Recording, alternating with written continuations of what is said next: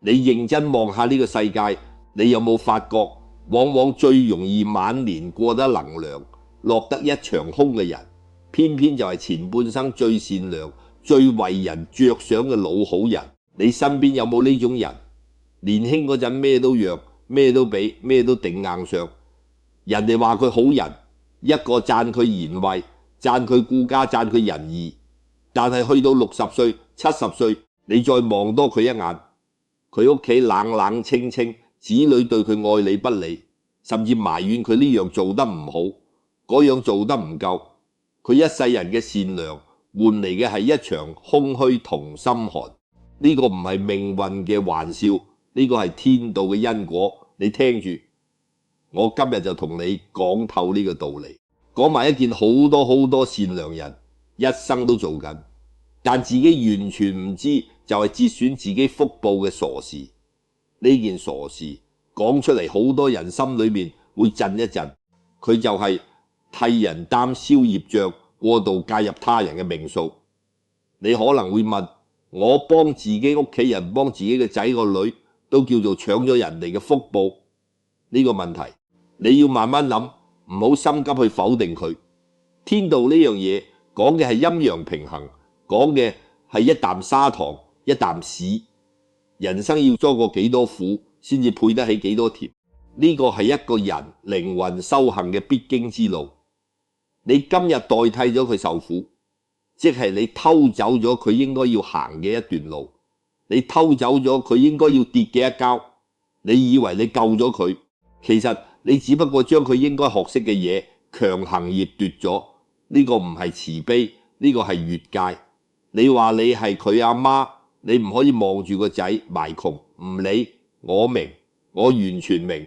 做父母嘅心，天下間最難放低嘅就係呢份心。但係你要諗清楚一個問題，你幫得咗佢一時，你幫唔到佢一世。你今日出咗首期，幫佢供咗層樓，供到佢30歲、40歲都未識供得起自己嘅供款。你以為你俾咗佢一個安樂窩，其實你俾咗佢一個永遠唔使長大嘅藉口。我認識一個婆婆，姓陳，我哋叫佢陳太啦。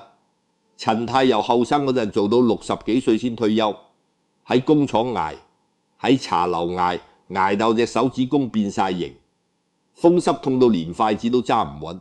佢個仔叫阿俊，係陳太一手面漏大。陳太由細到大冇讓阿俊食過一日苦。阿俊細個要補習，陳太慳到出面隻雞髀都唔捨得食，都要俾佢去補。阿俊大個想去外國讀書，陳太攞埋自己嘅棺材本俾佢。阿俊出嚟做嘢，做極都話老闆唔識欣賞佢，陳太就話冇問題啦。阿仔，你慢慢揾，屋企養得起你。去到阿俊30歲嗰年，話想結婚要買樓，你估陳太做咩？陳太將自己間屋按咗俾銀行，攞晒啲錢出嚟做首期，仲同阿俊講唔緊要，供款嘅事阿媽同你分擔，你賺嘅錢自己使就得噶啦。你聽到呢度係咪覺得哇，呢個真係好人，一個偉大嘅夏浩于？你等等，故事仲未完。阿俊結咗婚之後，好快就有咗小朋友。兩公婆話禰路仔好辛苦，陳太又走去禰路孫，禰路到自己風濕，發到成隻手都瘀晒，都唔敢出聲，驚阿仔阿辛苦話佢唔輸個孫。阿俊做嘢一路都唔上心，冇多耐又轉多次工，收入一路都唔穩定，供樓嘅擔子一路都係壓喺陳太身上。陳太退休金拎晒出嚟填數，甚至去做兼職。60幾歲人喺快餐店做清潔，就係為咗幫個仔供層樓。去到頭先嗰年樓市跌，阿俊供唔起，走嚟話阿媽，你點解淨係得咁少錢喺度？你以前唔係話會幫我供成世嘅咩？陳太當時心入面嗰種痛，你想象唔到。佢話俾我聽嗰陣，聲音都喊到變晒形。我做咗咩？我幾十年嚟為你個仔付出晒所有嘢換翻嚟嘅，係佢覺得我理所當然，仲話我幫得唔夠。你聽到呢度，你有冇覺得心寒？你有冇覺得呢個唔係一個古仔咁簡單，呢個係好多好多香港家庭入面正在發生緊嘅真實悲劇。阿俊而家40歲都未夠，你話佢係咪冇能力？唔係，佢絕對唔蠢，佢受過教育，佢有手有腳，但係佢由細到大冇一次真正要自己面對過生活嘅苦，冇一次要自己捱過經濟壓力，冇一次要自己諗辦法解決問題。因為每一次阿媽都幫佢頂咗，呢個唔叫愛，呢個叫搣奪。你爭奪咗佢跌落谷底，然後自己爬翻起身嘅機會，你爭奪咗佢喺挫折入面揾到自己承擔力嘅機會嚟，以為你俾咗佢幸福，其實你俾咗佢一世都學唔識嘅一課，點樣做一個真正嘅大人。天道嘅因果係好公平㗎。你唔好以為你幫佢擋咗一次，佢就冇事。你幫佢擋一次，佢欠嘅嗰份業唔會憑空消失，佢會轉去第二個時間、第二種方式加倍翻嚟。你今日幫佢擋咗財困，第二日可能佢婚姻出事，你幫佢擋咗事業嘅挫折，第二日可能佢健康出事。因為呢個宇宙冇一件嘢係可以白白蒸發嘅，能量要守土，業力要平衡。你以為你係佢嘅擋箭牌，其實你只不過將個炸彈延後咗爆炸嘅時間，但炸彈仲係炸彈，佢一世都要爆，而且好可能爆得更加大聲，更加傷。你可能會問，咁即係唔應該幫仔女？我唔係咁講，做父母嘅有適當扶持，有適當支持，呢個係天倫，呢個係應份嘅。但係你要分得清楚，扶持同代替係兩回事。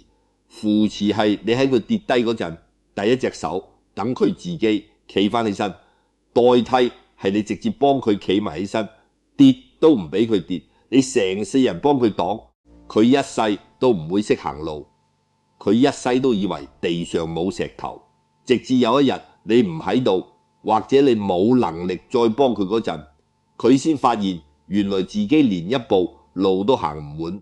我見過好多好多呢一種家庭，唔止阿俊呢一家，有啲係老豆一世人幫個仔還卡數，還到自己都冇棺材本；有啲係阿媽幫個女面漏3個孫，面漏到自己成日病，個女仲要嫌阿媽咪兜得唔夠好；有啲甚至係兄弟姊妹之間做大嗰個一世人為細嗰個孭鑊，孭到大嗰個自己都窮埋，細嗰個仲覺得應份。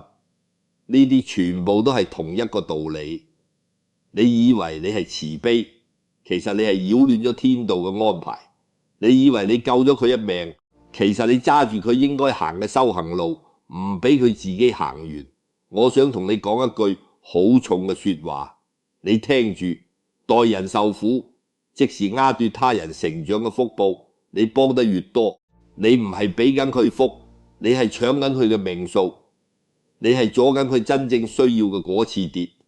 等佢跌完之後，識得自己企翻起身，識得自己揸翻人生一氹，呢個先至係一個人真正嘅成長。而你作為老人家，你嘅責任唔係一世人做佢嘅保護罩，你嘅責任係俾佢有機會識得自己保護自己。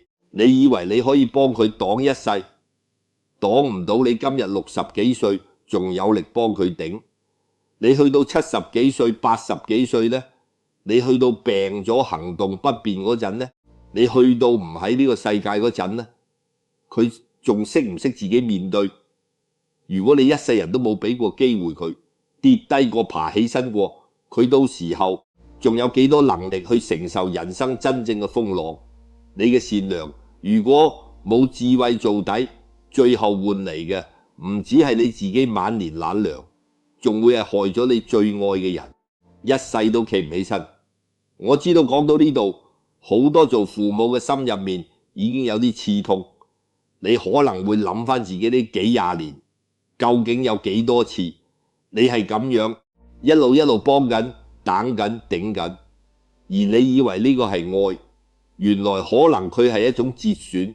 你唔使即刻否定自己，你唔使即刻話自己做錯晒，你只要而家開始識得放手，識得分得清楚扶持同代替嘅分別。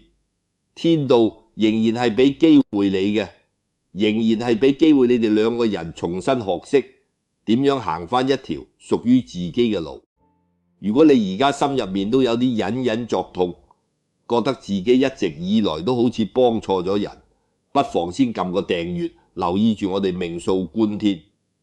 聽日我哋會繼續揭開第二個令你晚年消耗福報嘅致命陷阱。呢個陷阱比今日講嘅呢個更加隱蔽，更加難察覺，甚至你身邊90%嘅好人都仲喺度，日日夜夜咁樣做緊，自己完全唔知。你話你唔想再犯多次咁嘅錯，你話你識得放手噶啦，但係我要同你講多一個陷阱。呢個陷阱比頭先講嘅嗰個仲要陰險，仲要難察覺，因為佢包裝得好靚，佢嘅名叫做愛，佢嘅名叫做為你好，但係佢嘅本質係一場你自己都唔知道正在進行緊嘅暴風雨，以愛為名，強行介入並試圖扭轉別人嘅家庭與因果。你有冇試過見到個女嫁咗個唔多上進嘅老公，你心入面就好唔舒服？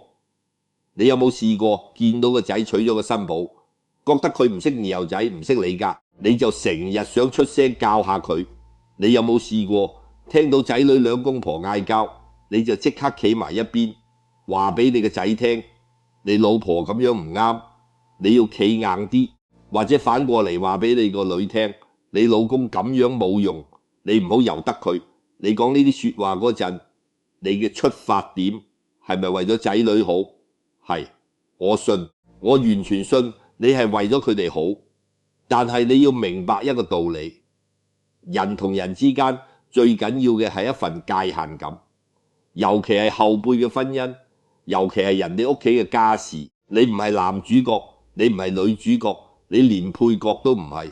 你充其量係一個曾經有份面到大佢哋嘅人，但係佢哋嘅人生劇本唔係由你嚟寫。易經入面有一句說話叫做天地和而不同。你估天同地係點樣運作嘅？天有天嘅位，地有地嘅位，天唔會走去做地嘅嘢，地都唔會走去做天嘅嘢，各自守住自己嘅位置，先至可以陰陽和硬，先至可以萬物生長。你今日走去代替緊個女做決定，代替緊個仔管住老婆，你即係將天地嘅位置錯亂晒。你以為你維持緊呢頭家嘅和諧，其實你正正就係嗰場暴風雨嘅源頭。我再同你講一個故事，你聽住，呢個故事會好赤裸裸咁俾你睇清楚人性同因果嘅真面目。有位婆婆，我哋叫佢林太，林太個女叫做曉琪。曉琪結咗婚3年，老公做地盤，人老實，但係唔多叻，賺錢唔多，成日加班，返到屋企都攰到冇乜氣力講嘢。林太由頭到尾都唔多中意呢個女婿，覺得佢配唔起自己個女，一直有心結。有一次，曉琪同老公喺屋企嗌交，可能只不過係咩勞碎事，例如老公成日夜累，唔記得腹肌，或者屋企啲家務分擔唔均，普普通通夫妻嘅磨合啫。但係曉琪一時激氣，走去揾阿媽訴苦。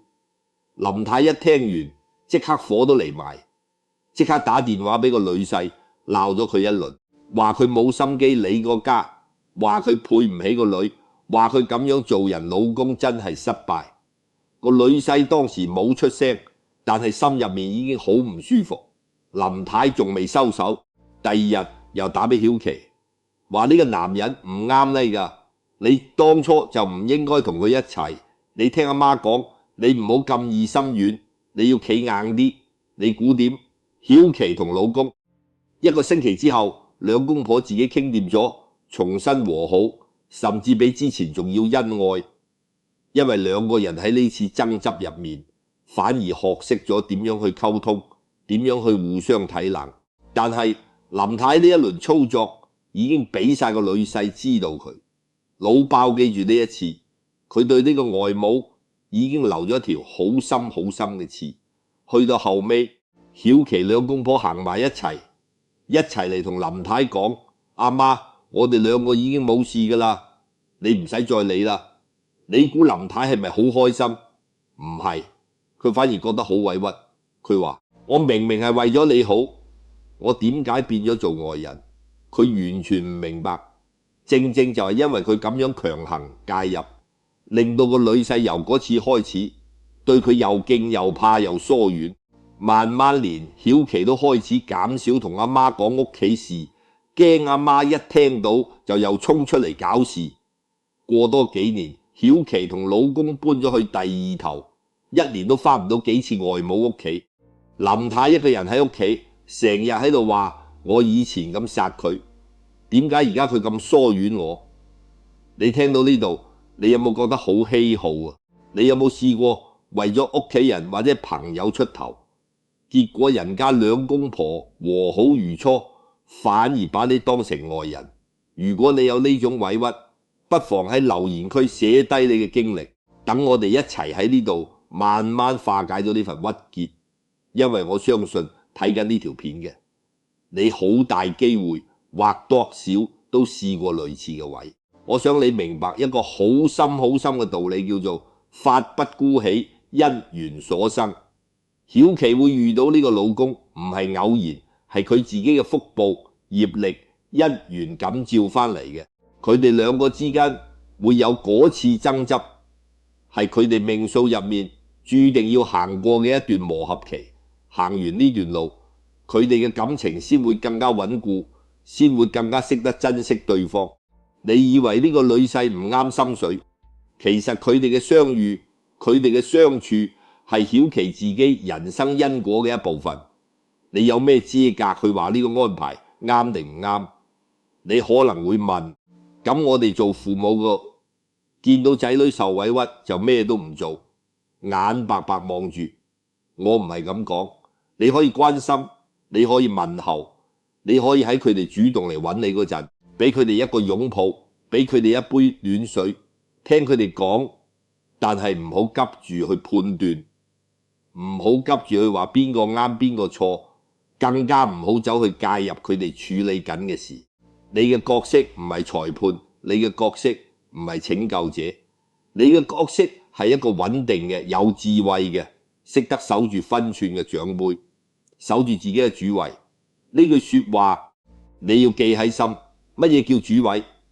即係你清楚知道邊啲嘢係屬於你嘅人生，邊啲嘢係屬於佢哋嘅人生。你唔會走去越界，你唔會走去攞晒人哋嘅劇本嚟自己寫。你顧好你自己嗰段婚姻、嗰段人生嗰種修養，你就已經係俾咗最好嘅身教俾後輩。你唔使開聲教，佢哋自然會睇住你點樣做，自然會學識點樣做一個穩定嘅人。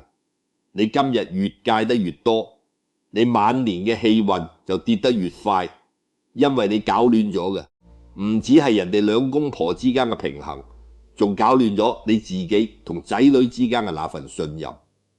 佢哋開始驚你，開始防你，開始有事都唔敢同你講，因為驚你一講就變成一場戰爭。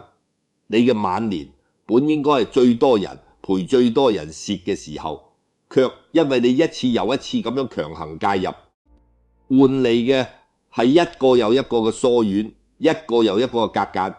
你嘅屋企慢慢變得好靜，好靜，靜到得返你自己一個人喺度諗，我到底做錯咗咩？你冇做錯咩？大奸大惡嘅事，你只不過忘記咗一個好簡單嘅道理。每個人嘅因果要由佢自己嚟行。你可以喺旁邊做閃燈，但係你唔可以走去揸住佢隻手，逼佢行你話啱嘅路。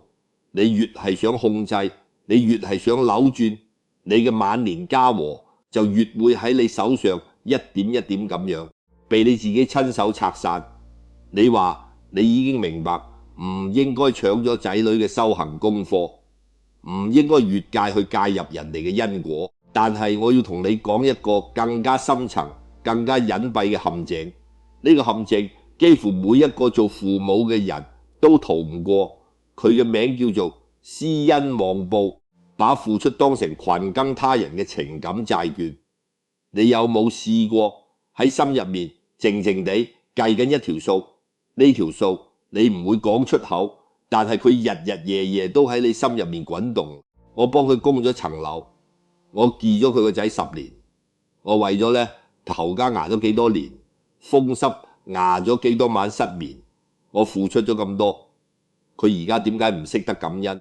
佢而家點解冇成日返嚟睇我？佢而家點解對我講嘢仲要唔耐煩？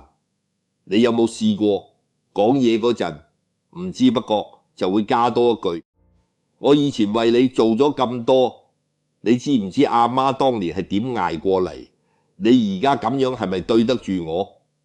你講呢啲說話嗰陣，你自己覺得係表達返自己嘅辛酸，但係你知唔知喺聽嗰個人耳入面，呢啲說話句句都係一條鏈，一條想撳住佢嘅鏈。你嘅愛一旦開始計算，佢就唔再係愛，佢變咗做一場交易。你今日俾佢嘅每一分錢，每一滴汗水，每一個夜晚嘅犧牲，如果你心入面暗自期望住有一日佢會加倍歸還俾你，咁你俾出嚟嘅就唔係冇條件嘅愛，而係一張你自己開出嚟嘅債券。你自己都唔知道，你其實一路都想收數。道德經入面有一句話講得好透徹，叫做生而不有，為而不恃，長而不宰。你生咗佢，你養大咗佢，但係你唔擁有佢，你為佢做咗咁多嘢，但係你唔仗住呢啲付出去光持佢，你睇住佢成長，但係你唔可以主宰佢嘅人生。呢個先至係天地最高嘅德行。天生萬物從來冇同萬物講過你要還返嚟俾我。太陽照住大地，佢冇話要求大地一定要點樣回報佢，佢就係咁樣付出，然後放低。你期待回報嗰一刻，你嘅愛其實已經悄悄變咗質，變成一種索取，一種控制。你想控制佢對你嘅態度，你想控制佢用咩方式嚟報答你，你甚至想控制佢用幾多時間陪你。你將呢啲全部量化成一條數，然後成日喺心入面比較完之後，你覺得自己食底，你覺得自己委屈，你嘅怨氣就係咁樣一日一日咁樣累積落嚟。你要知道，一個屋企嘅旺氣係流動嘅，係要靠住每一個人心入面嘅平靜同愉悅去滋養。你成日掛住自己付出咗幾多，成日喺心入面計數，成日帶住怨氣去講嘢去諗嘢，呢種怨氣會好似一場無聲嘅酸雨，一滴一滴咁樣將屋企嘅旺氣慢慢沖散，你自己都感受唔到，但係你身邊嘅人感受得到。佢哋會覺得同你相處好攰，好有壓力，因為你成日俾緊佢哋一種感覺，好似欠咗你嘅債，一世都還唔清。咁究竟晚年真正嘅幸福，真正嘅保福增福心法係咩嘢？我而家慢慢話俾你聽。第一，你要學識收回過度嘅關注，將能量還返俾自己。你人生嘅前半世可能全部心機都放咗喺仔女屋企人身上，你嘅世界可能只有佢哋，冇你自己。而家你要重新學識將呢啲心力攞返一部分返嚟，投放喺自己身上。你中意畫畫，你就去畫；你中意飲茶，你就約老友記去飲；你想學太極、學跳舞、學攝影，你就去學你嘅人生。唔應該淨係圍住仔女轉，你自己嘅快樂先係你晚年最穩陣嘅底氣。第二，兒孫自有兒孫福，你要學識喺旁邊靜靜地祝福，做到潤物細無聲。你唔使開聲提醒佢哋咩應該點做，你唔使成日話俾佢哋聽。你當年係點樣捱過嚟，你只需要喺你嘅心入面默默祝福佢哋一切順利。喺佢哋有需要嗰陣，你伸出手；喺佢哋唔需要嗰陣，你安靜咁樣做返你自己。呢種祝福唔使講出口，佢會化成一種氣場，一種默默守護嘅力量，令到屋企人喺你身邊感受到一種安心，而唔係壓力。第三，積德唔使張揚，放低執念就係最高嘅修養。你幫過人幾多，你捱過幾多苦，你唔使日日掛喺口邊，你唔使成日提醒人哋你付出咗幾多。你將呢啲嘢放喺心入面，然後放低，唔再計較，呢個先至係真正嘅慈悲。唔求回報嘅慈悲，先係最高境界嘅慈悲先，真真正正可以喺天道入面為你自己累積翻一份冇任何負累嘅福報。我見過一個好觸動嘅畫面，同你分享下。有位伯伯退休之前脾氣好燥，成日囉囉嗦嗦，鬧個仔工作唔上進，鬧個新抱年幼仔唔識規矩，成日投訴屋企冇人理佢。後尾佢病咗一場喺醫院嗰度，靜靜地諗翻自己呢一生，佢話忽然間好似睇通咗。佢出翻院之後唔再囉嗦，唔再插手仔女嘅事，見到屋企人做嘢唔啱心水，佢忍住唔出聲。見到個仔夜翻，佢唔再喋喋不休咁鬧，只係遞翻杯熱茶俾佢，講一句翻到嚟就好，食咗飯未？你估點？半年之後，個仔主動每個星期都帶埋老婆同仔女翻嚟食飯，新抱都開始主動同佢傾偈，話俾佢聽屋企啲事。個孫仔仲成日賴喺佢身邊，話爺爺而家好中意親近人。伯伯話佢而家先明白，原來你放低執念嘅嗰一刻，屋企人反而識得走翻埋嚟你身邊。你唔使去捉佢哋，自己會翻嚟，因為你嘅屋企重新有咗溫暖，重新有咗尊重，重新有咗一種唔使為完嘅自在。人生行到下半場，你最好嘅修行唔係你去改變幾多人，唔係你去糾正幾多人嘅命數，而係你修好自己呢顆心。你放得低幾多執念，你嘅晚年就有幾多安寧。你收得翻幾多過度嘅牽掛，你嘅福報就留得翻幾多喺你身邊。如果你覺得今日呢幾句心底話幫你解開咗心入面年年月月嘅結，記得給呢條片點個讚，分享俾你身邊最在乎嘅屋企人。仲未訂閱嘅朋友，我哋下期再同一齊坐低飲杯茶，看透天道，守住福報，祝願大家晚年安康，大吉大利。